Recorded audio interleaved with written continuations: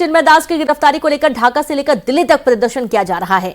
चिन्मय दास की गिरफ्तारी के विरोध में कोलकाता, जम्मू, कलबुर्गी में प्रदर्शन किए गए हैं। लोगों की मांग है कि चिन्मय दास को तुरंत रिहा किया जाए, नहीं तो प्रदर्शन और उग्र हो जाएगा। कोलकाता में बांग्लादेश के उप उच्चायुक्त के दफ्तर पर प्रदर्शन किया गया, तो वहीं दिल्ली में बांग्लादेश एम्बेसी पर प्रदर्शन किया गया है। ये 5 तस्वीरें आपके टीवी स्क्रीन पर हैं। ढाका की, कोलकाता, दिल्ली, जम्मू और कलबुर्गी कर्नाटक की तस्वीरें, जहां पर जिस तरीके के हालात बन रहे हैं उसका पुरजोर विरोध किया जा रहा है।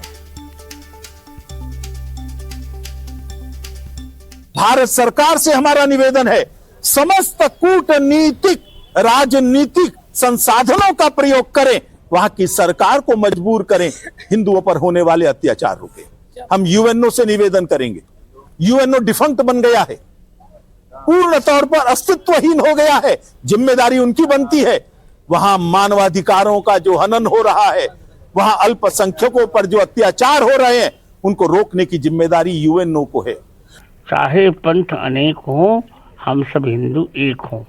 हम लोग बांग्लादेश को समझा रहे हैं, नहीं तो फिर अपने ढंग से समझाएंगे। अभी समझा रहे हैं, अभी राजनेता भी हमारे समझा रहे हैं।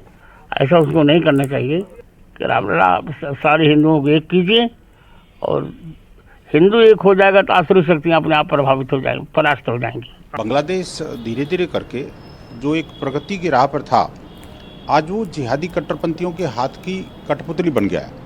जिस तरह से बांग्लादेश में पहले प्रधानमंत्री को भगाया गया, सीजीआई के ऊपर आक्रमण किए गए, और वहाँ पर प्रेसिडेंट के ऊपर भी वो जो दबाव बनाया जा रहा है, और अभी जो वर्तमान सरकार है उसकी भी कोई मान नहीं रहा, कुछ सुन नहीं रहा।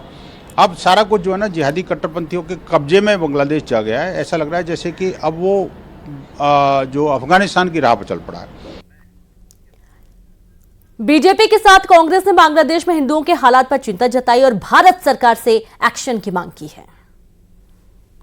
इस तरह से दुर्दशा वहाँ पे साधुओं की, संतों की हो रही है, ये हमारे लिए बहुत ही चिंताजनक है। लेकिन सबसे बड़ी बात ये है कि यहाँ पर इसको लेके कोई आंदोलन नहीं हो रहे, कोई ऑल आइज ऑन बांग्लादेश करके कोई सोशल मीडिया पे मूवमेंट नहीं हो रही है। तो ये भी चीज़ें जो है चिंताजनक है। और देखिए वो जब से आए हैं सत्ता में, वो कितनी अशांति फैलाए हुए हैं। हम तो यही कह सकते हैं इस मुश्किल के टाइम पे बांग्लादेशियों के साथ में कि हम हैं। तुरंत बांग्लादेश का जो एम्बेसी का आदमी है उसको बुला के अच्छा तरीके से सबक सिखा देना चाहिए। एक भी बांग्लादेशी को जितना टाइम तक भारत का झंडा को इतना गलत तरीके से अपमान करते हुए जो पिक्चर आया उसके ऊपर माफी ना मांगे, और एंटी इंडिया हमारी नेशनलिज्म, हमारी नेशनल फ्लैग के ऊपर जो अपमान हो रहा है, बंद ना जितना टाइम तक होए उतना टाइम तक मैं एक भी पेशेंट को नहीं देखूंगा। आपको मालूम है कि ये तो बांग्लादेश की इंटरनल अफेयर माना जाता है। मतलब हमारी देश जो सॉवरेन देश है, अगर कोई हमारे देश के अंदर जो कुछ चल रहा है उसके बारे में टिप्पणी करने लगे तो हम बोलेंगे माइंड योर ओन बिजनेस। तो इसी बेसिस पे हम क्या बताएंगे बांग्लादेश को? हम चिंतित रहेंगे, हम बात करेंगे उनसे, हम बताएंगे कि क्या क्या करनी चाहिए। मेरे ख्याल में उनके जो हाई कोर्ट का जो अभी डिटर्मिनेशन है कि ये इस्कॉन की बैन का आइडिया बिल्कुल बुरा है, उसको आगे नहीं ले जाना है, ये सब अच्छी बात है। अभी ये हम चाहते हैं कि सारे माइनॉरिटीज को जो उनके देश के अंदर डेमोक्रेटिक राइट्स मिलनी चाहिए कि वो सब उनको मिले।